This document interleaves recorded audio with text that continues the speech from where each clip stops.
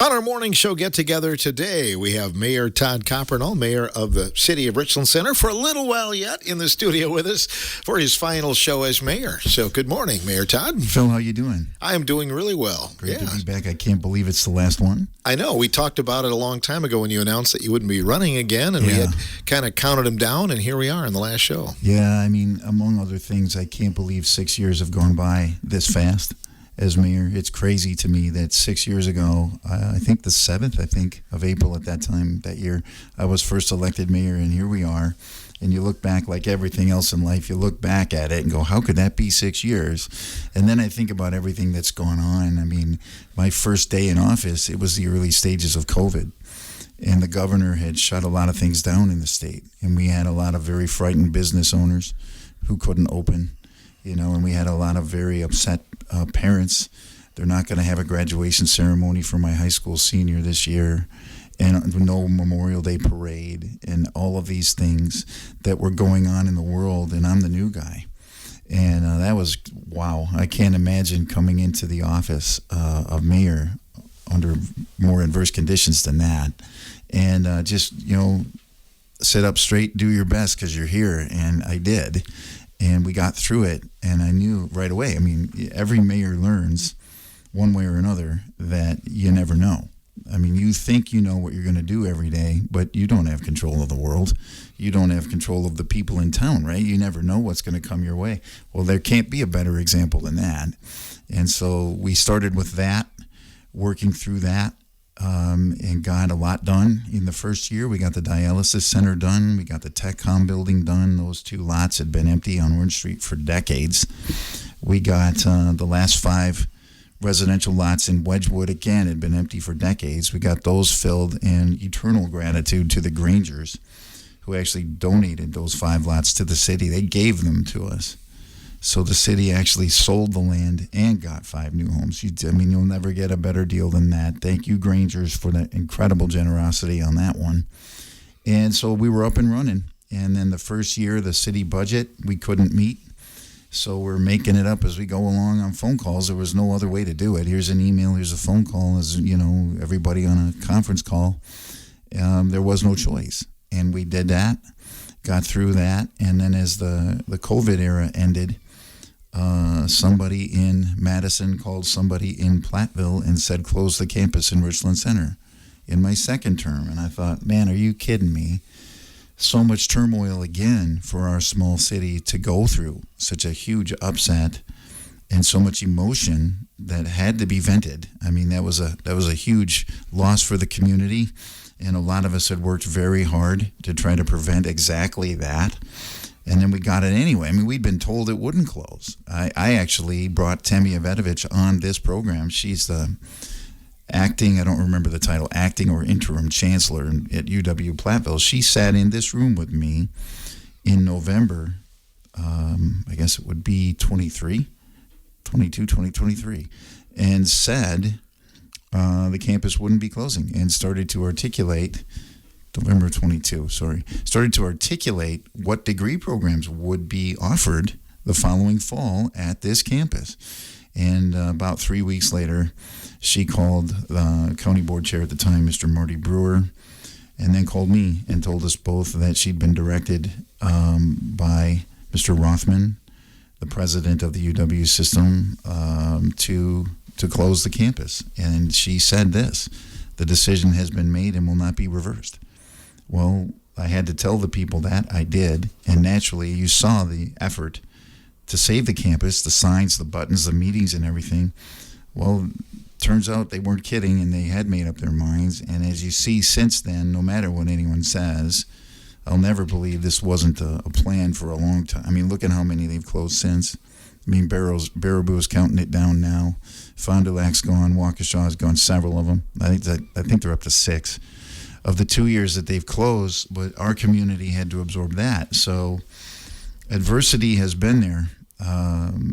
It's been a crazy time to be in a leadership position, because then the third term, these last 2 years, we didn't get, something like a campus closure or a pandemic, but just look at where the world is, the polarization and just the angst So many people walking around either worried or angry. It seems to be most people.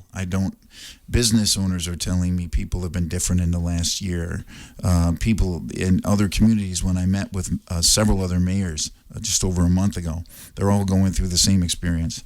School officials, police officers, everybody just talking about this, the state of the world right now, and how on edge so many people seem to be. So there hasn't been a lot of smooth sailing, but that's okay. That's when you sign up and you win an election, you accept the responsibility with the authority that it brings, and you better live up to it. And that's what I've done to the best of my ability for 6 years. I'll always be proud of it. I'm eternally grateful to the voters of Richland Center who gave me the opportunity 3 times. And I will remind everyone as a way to say thank you. This will be the first thank you of the show, and I promise not to turn it into the Academy Awards. But Mr. Darlow Wentz gets a huge thank you from me, a 3-term mayor himself, from 86 to 92, and in my opinion, the best mayor our city has had in my lifetime, and a true mentor to me as mayor. Some of the other past mayors have been too, but none more so than Darlow. And I met with Darlow when in October of 19. I had told a few people I intended to run for mayor in the spring of 20.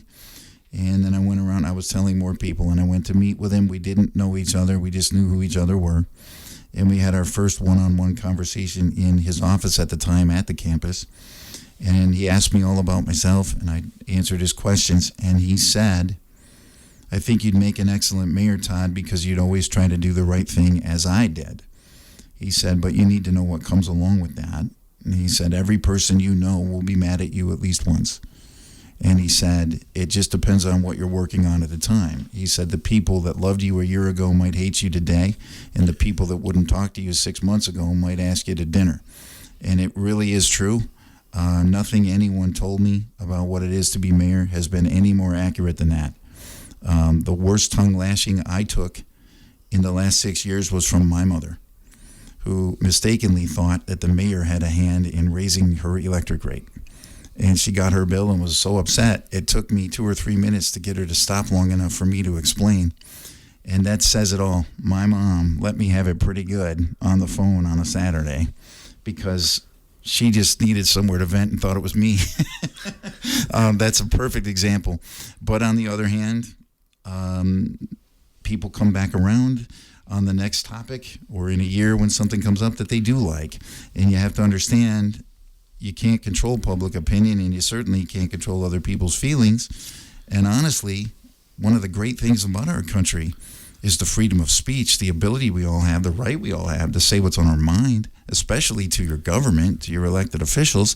So I just accepted it as part of the job, which I think is the right move, and just did my best. What else could you expect from anybody? And I have done my best and tried to not only bring results, tangible results, bring this thing to the city or help that process get better at City Hall, those things, but also to educate our people, because I learned early on, I don't know what the cause is, but a lot of our people didn't and frankly still don't fully understand how local government works. And they'll say to me, who's my representative on the city council, not understanding that they have 2 of them. And they'll say, when is the election? When it's been in April every time for as long as I can remember. And they'll say, what ward do I live in? And you realize how disconnected from the political process so many people truly are. And they don't engage until something comes up that hits them in the feelings when they get emotions. And then they come and whatever it is, they're for it, they're against it, whatever it is. But when you get into the conversation with them, you realize so many people just didn't know. They didn't know the mayor doesn't have a vote unless the council votes in a tie. They just think the mayor tells the council what we're going to do. It's not like that at all. And things like that I've tried to help with. And just try to get as much done as you can. And you win some and you lose some, and we did. We got some big wins. We had some near misses that will always aggravate me. But the effort was always consistent and sincere. I told people 2 years ago when I was running that there were some businesses in town, in the area, looking at the area, that it wanted to come to town, that were nationally recognized names. That was the truth. Two of them that we very nearly got and didn't through no fault of the city. And those were their direct words from both companies. Both of them told us the city was great to work with and did everything we were asked to do. But I thought we were getting oldies 2 years ago. I really did. We came real close. Phil, you may recall I drove down here and told you to be ready, that I might come down here and we might break into the programming and then say it. That's how close we came. And it just didn't happen. It was nothing the city could control.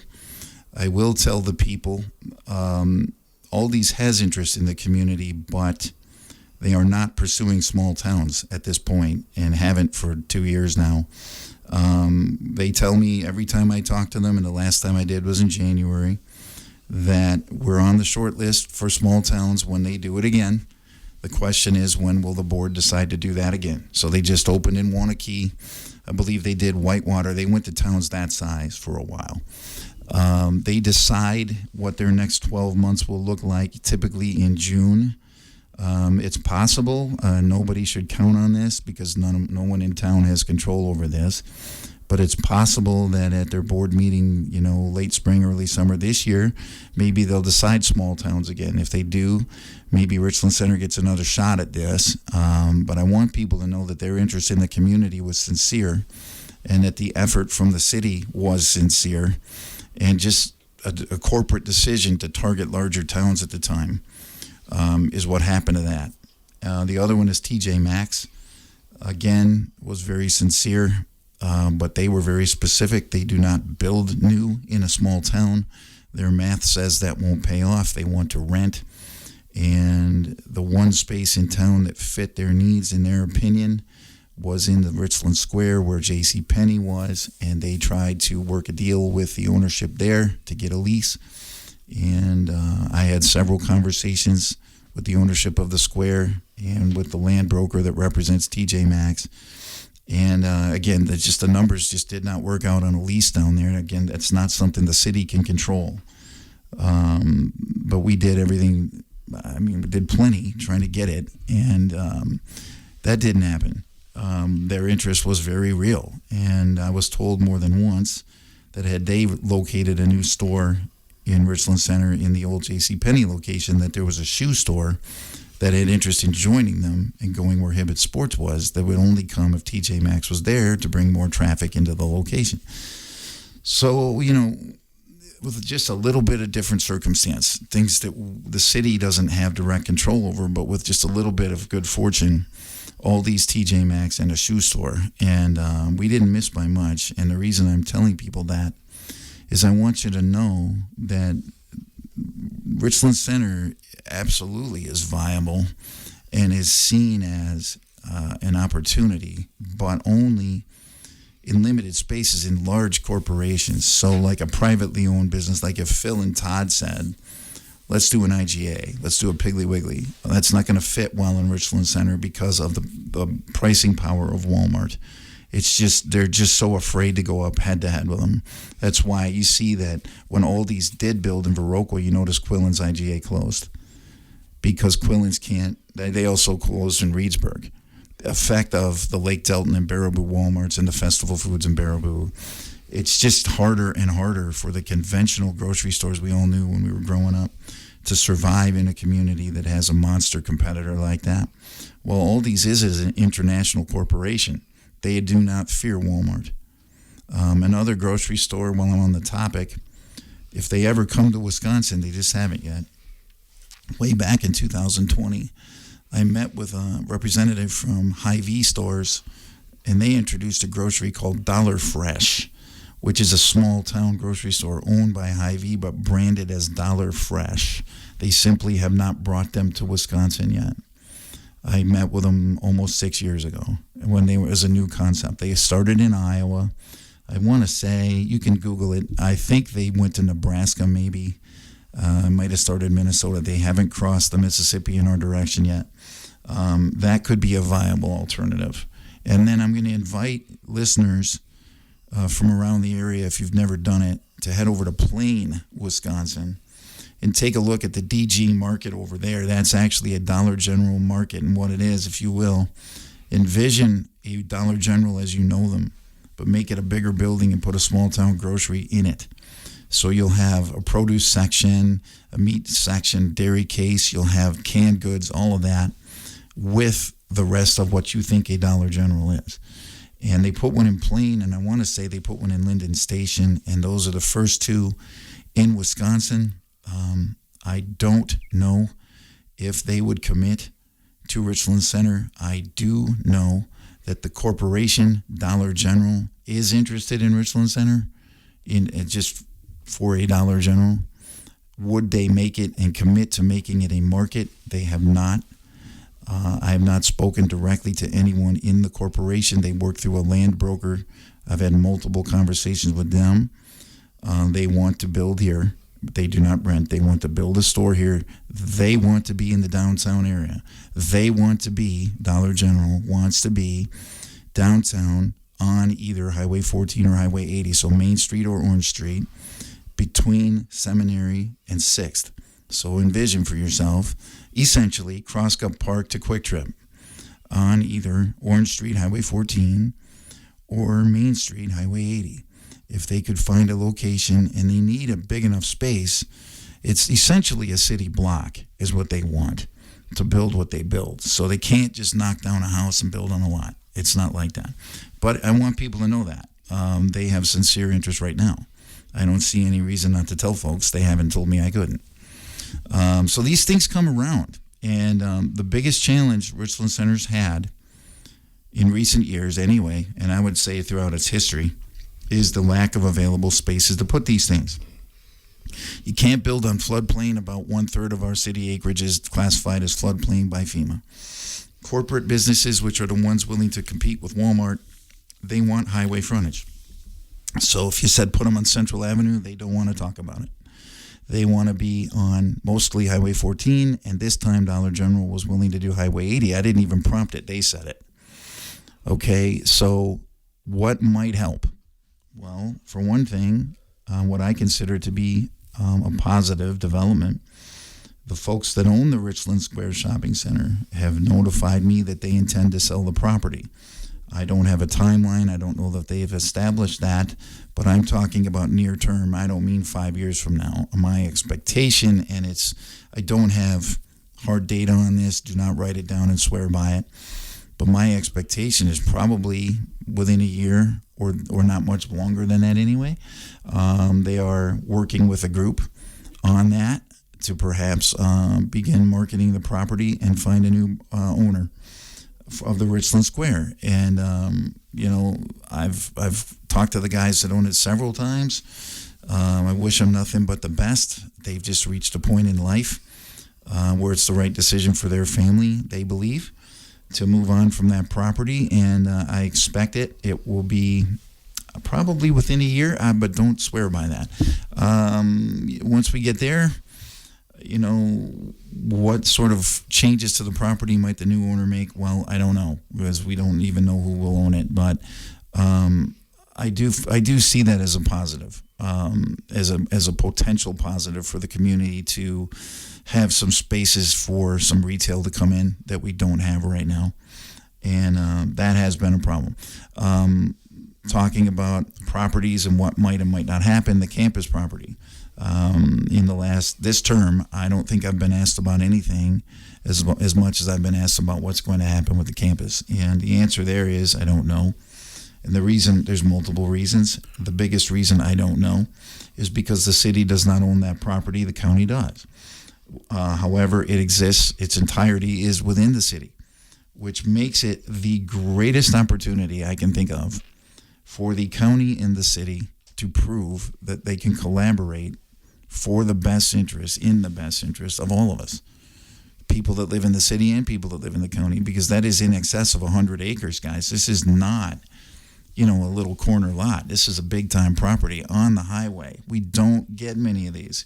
Understand the significance. It's not just that it's there. The highway is there. That gets attention. The turning lanes are there. That's a six-figure expense.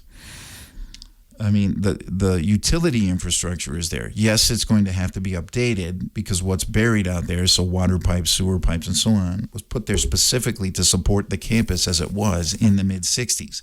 So it's dated equipment that was there to support a campus. If you put more, let's say, a housing development or something commercial on that property and it needs more water, more sewer capacity, more electric capacity than the campus used, you're going to need new infrastructure buried in the ground. But the point is, we don't have to come from all the way on the other side of the river and find millions of dollars to do this. So it's a great opportunity.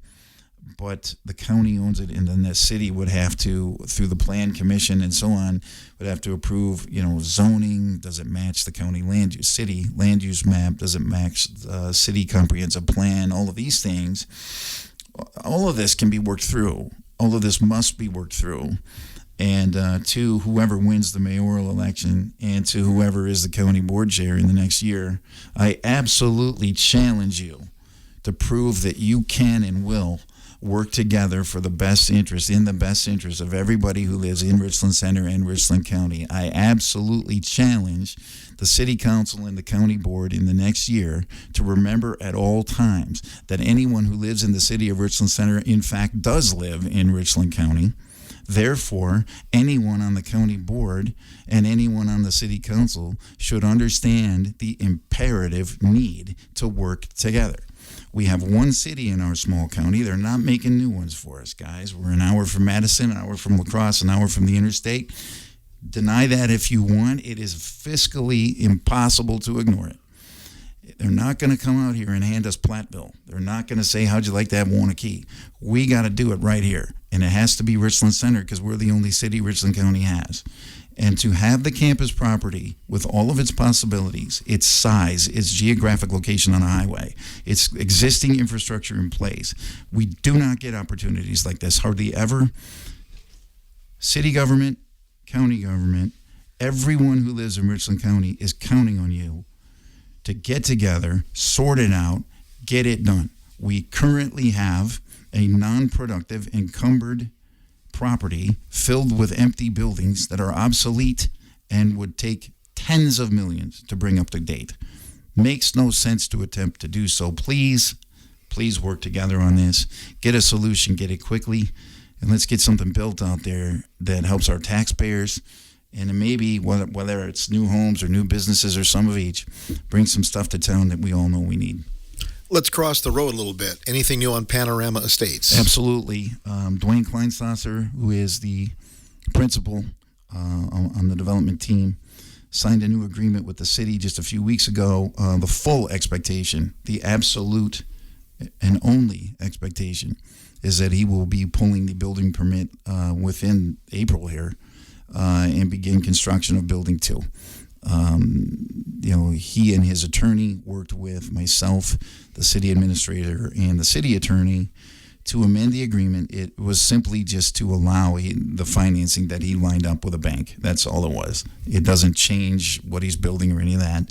It's just language that made it easier for the lender, which is a bank, to fund the building. And just so people know, that we required a document from the lender telling us that they intended to fund that building. So it's not just that somebody said so. We did get that documentation from the lender that they will fund it.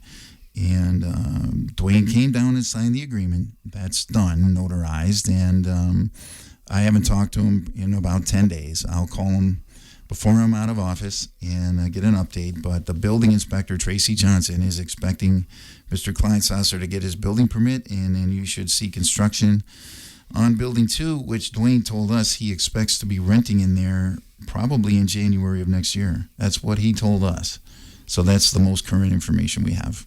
The election day is tomorrow, but you still will be mayor after tomorrow for a few days. Thank you, Phil. A lot of people don't understand that. The election is tomorrow, and then my term is through the 14th. My term ends on the 15th, which I guess would be Wednesday of next week. That will be the first day the new mayor is the mayor. Has to come down, be sworn in. Of course, I'll spend some time answering any questions the new mayor has. And then on the 14th, I'll turn in my keys. At the end of the day, I'll turn in my keys. I'll turn in the cell phone the city provides for me. So anybody that's been contacting me on the city cell number, I only use it for business, city business. So that will still be the phone number for the mayor. But on the 15th, that will not be me. So if you call that and you hear either Karen Tepley or Elijah Kramer or Karen Tepley, so as I don't appear partisan, that's because they will be the mayor on the 15th, and the voicemail will have their voice on it, and any message you leave will go to them. Mayor Todd Coppernoll, our guest. We'll come back with more in a moment on a Monday morning show.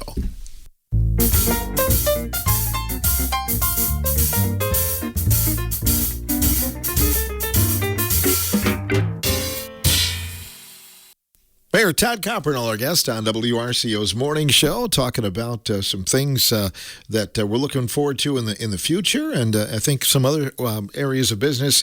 Jefferson Elementary, I think you mentioned that. Interesting possibility. Yeah, a couple of years ago, Carrie Norman bought that property, and kind of thought about it a few different things. Should he put apartments in there? Should he put businesses in there? And he's talked about recently. Maybe selling that. I don't know if he's made a firm decision either way. I'll call him and ask him before I'm done here, but he's been kind of leaning that direction. And there's another property. I mean, that's a city block, guys. So yeah, the Head Start's in there, and that's great. I'm glad they have a place. That's great.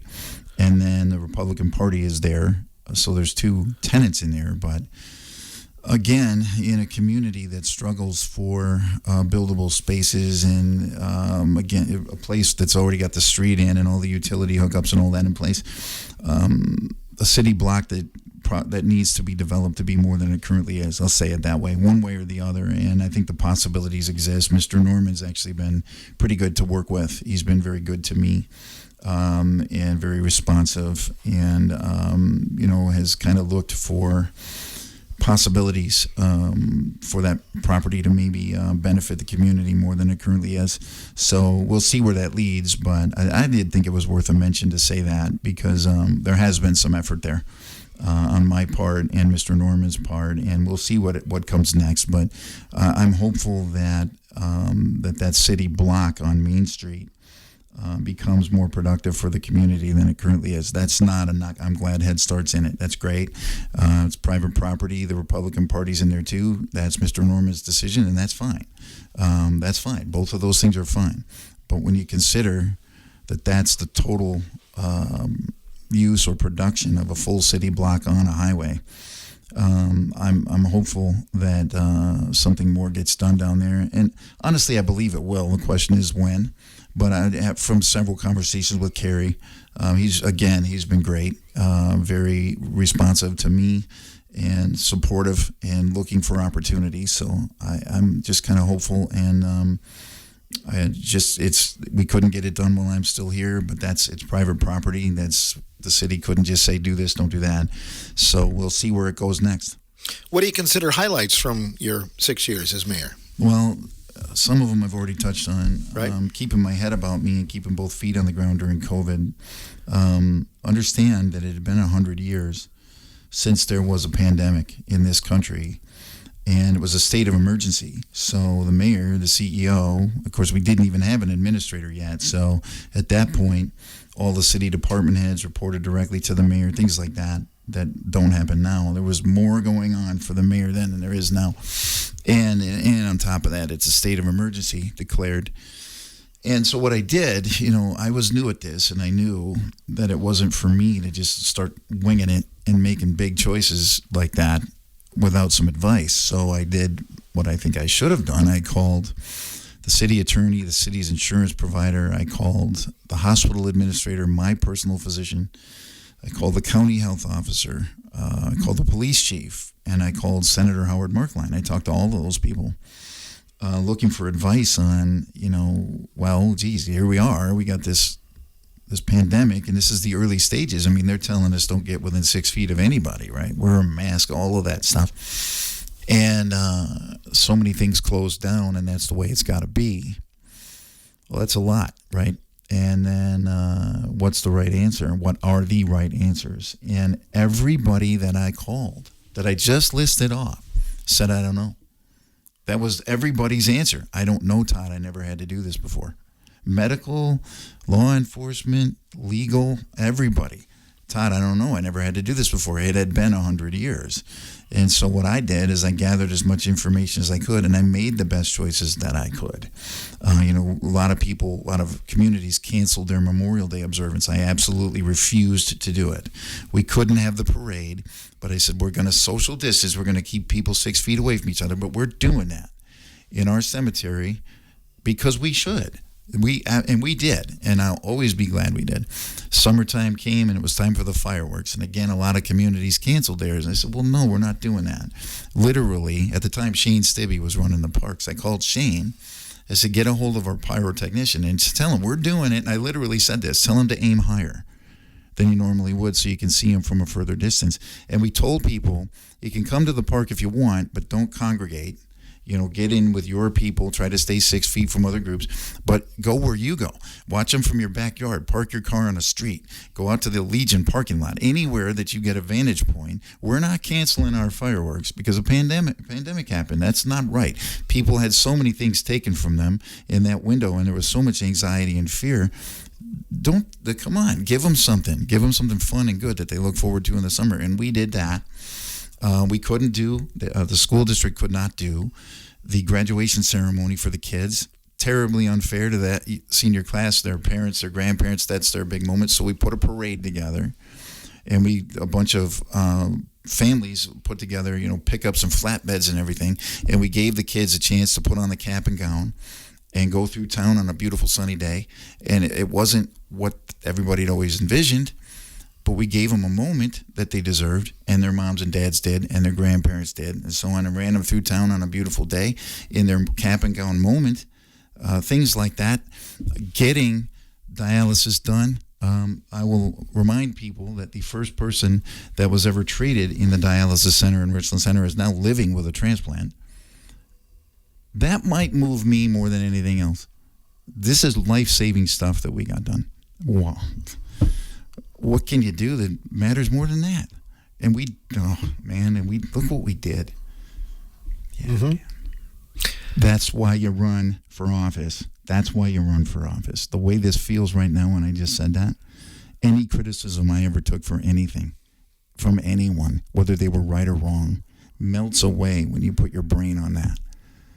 We did that. We did that to the city council in 2020. And everybody else, all of the city employees, everybody that had a hand on this, to Mayor Mike Kaufman, who preceded me and started the process, older person Diane Cox, whose term ended right when I became mayor, who helped him with that and started the process, and everybody that came along and helped with it. Mr. Bill McCorkle, who's passed on, who was heavily involved in that. So many people. Look what we did, guys. We're saving lives right here because we did it. I mean, what's better than that? I don't know what we could have done that would move me more than that. And we did it. Think about this. Life-saving dialysis right on Orange Street. You don't have to drive to Dodgeville or Viroqua or Madison or La Crosse. You go to Orange Street now. And when you do, guess what? There's jobs there, too, for nurses right here, and a building that's producing property tax to help everybody else pay the bills, that gave a brand new home to the pharmacy that wanted a new location, and they got one right in the downtown. I mean, there have been a lot of wins since then, too. We talked about some of the homes that got built, and another one that really moves, there's two of them that really move me that are indirect wins for myself personally and for the city, but wouldn't have happened without the help of myself and the city. The first one, Marty Brewer, again, another one who's passed on. We've lost some really great people while I've been serving, but, Marty was county board chair and I'm mayor, and we're trying to work together on everything we can, and, the campus situation was going on, and there's East Hall, kind of off by itself, and, he thought maybe they could sell that or move on from it. And Steve Board from the school district had come in as the new administrator, and he said, We're looking for a home for a partner school. We really think we can reverse the enrollment trend at Richland Center High School if we have one. And, we looked at Jefferson Elementary for that. It's not the best fit. And Marty and I looked at each other and we said, well, what about East Hall? And we arranged a walkthrough. And I went with Marty Brewer and Linda Gentis, both gone now, came on that with Clint Langrek, who was the county administrator, and Steve Board. I can't remember. I think Aaron Unbehan, the school board president, might have been with us, and probably Ashley Oliphant, the city administrator. I would imagine that was the full group. And you could see immediately Steve's face. He knew that was a good space. And so through a conversation that honestly started in the conference room at City Hall between myself, Marty, Steve Board, and Aaron Unbehan, just spitballing, throwing ideas around. That came up. And then we did the walkthrough. Eventually, the school district they bought the place from the county, and they put the partner school in there. And now the Richland High School enrollment trend is completely positive. It's had a tremendous impact on the Richland Center High School and therefore the community. And that was just because Marty, Steve, myself, and Aaron just met one night. Let's just get together. And we didn't have a plan. We didn't know what would come of it. That's what came of it. And look at that. The other one, and most of the credit here, this has got to be at least 24 people involved in this thing. But Billy Jones, our police chief, and Steve Board, the school district administrator, started talking to each other about how to get a community resource officer, a police officer in our high school. And every other school in the athletic conference that Richland Center's in had at least a halftime officer, and it had for many years. I hate that those are necessary. I went to high school when they didn't even lock the doors, and now we have police. But we can't be naive. We look at the world, we can't be naive. And there were constant concerns from parents, students, staff about just different things in the world today. And having a police officer, a community resource officer on hand in the high school every day, again, just a tremendous, almost immeasurable positive impact on the Richland Center School District, the Richland School District. And Officer Jared Wilson was just a great fit in the experience that he brought and just his demeanor, his personality. And there we go. Those benefited the school district more than anything else. But isn't that a win for Richland Center? Where is our high school, and who does it serve? It's our families and our taxpayers, and so on down the list. And getting the partner school and getting the community resource officer over there, 2 huge wins. Again, that I'm always going to be proud of and grateful to the school board, the city council, and everybody else, because that position's jointly funded. I believe the way that ended, 70% of that's paid by the school district and 30% by the city, because in the summertime, when school's not in session, that officer becomes a police officer for the city, is a city officer, but goes out and works, a regular shift. Great wins for the community that I think deserve recognition. One of the traditions you started, and you started it with Ron Fruit, was coming down for a monthly visit, and we are pleased that you've carried that on.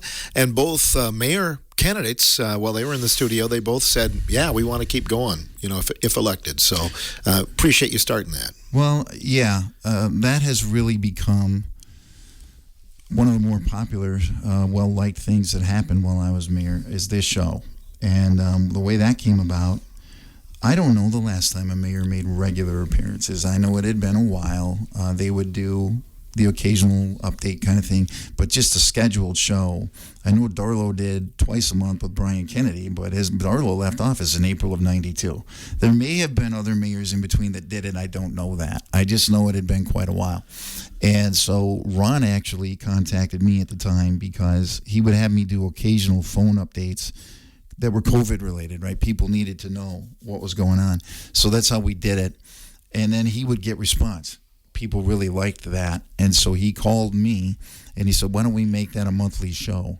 And I don't remember exactly when that was, but it's probably at least 4 years now that I've been down here the first Monday of every month. And I mean, that audience, the audience for this show, for the one I do, not the morning show, for the one I do, has really grown through that time, and I get more feedback all the time. Todd, I love it when you do that. Thanks for the things you tell us and all of that. And so I'm going to give some thanks first, I guess, to Ron Fruit, because it was his idea, and then Fruit Broadcasting at the time for allowing me this time every month to communicate with the public, and then to Phil Nee and everyone associated with Civic Media who allowed me to continue. When this station was sold and had new ownership, they liked it, and Phil's been great. It was seamless from Ron to Phil. I mean, what a lucky mayor I was to have two personalities like that are so skilled and had so much experience with this stuff. I'm just following the lead over here. So thanks, Phil. Thanks, Ron. Thanks, Fruit Broadcasting. Thanks, Civic Media. And I'm going to wrap up with my award show close, thanking everybody. I'll keep it short.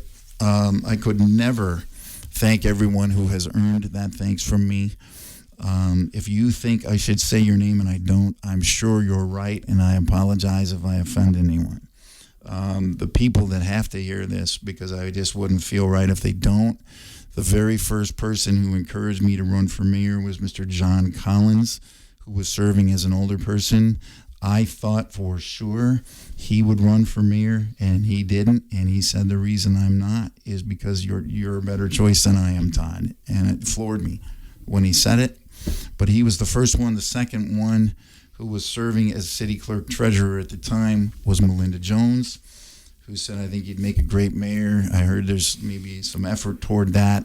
Would you sit with me and let me teach you about city budgets a little more than what you know? We're going to talk about this little phrase called net new construction and what that means and how it impacts budgets. And she did a lot of work to help me learn. Mr. Mike Kaufman, who preceded me as mayor and was very supportive of me from the start and encouraged me to run very early on.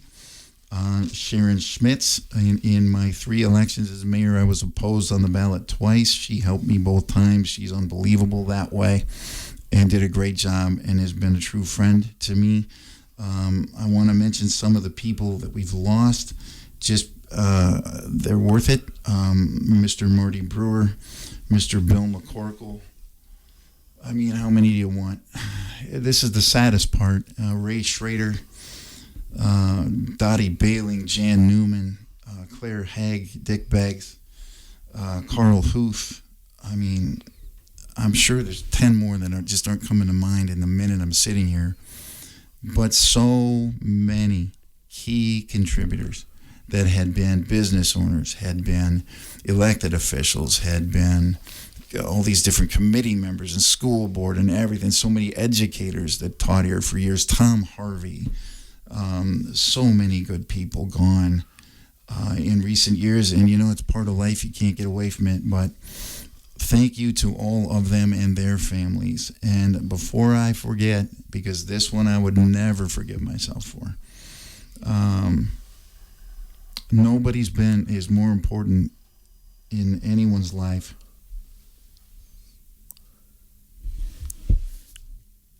Thanks, Kim. Very well said.